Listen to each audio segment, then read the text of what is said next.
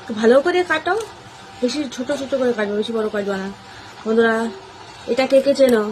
মোচা মোচা মোচা ছাড়াচ্ছি।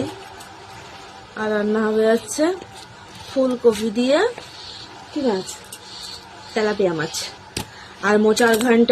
কে কে ভালোবাসো চলে আসো। মোচা ছাড়ানো যে কি সমস্যা কি বলবো। তোমার সব ছাড়ানোর সমস্যা। তা ছাড়ানোর তো একটাই জিনিস আছে, আর কি ছাড়াতে হয়? মোচা ঘন্ট কে কে খেতে ভালোবাসো কমেন্টে জানাও এই ভিডিওর।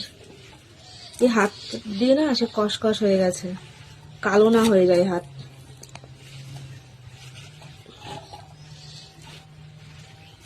দাঁড়াও, তোমাদেরকে একটা জিনিস দেখাচ্ছি।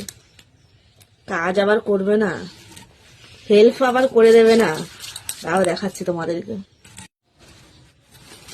বলেছি যে আজকে যদি আমাকে হেল্প না করো রান্না করার সময়, সবজি না কেটে দাও, তাহলে আজকে খেতে দেবো না। আমি একা রান্না করবো, আমি একাই খেয়ে নেবো।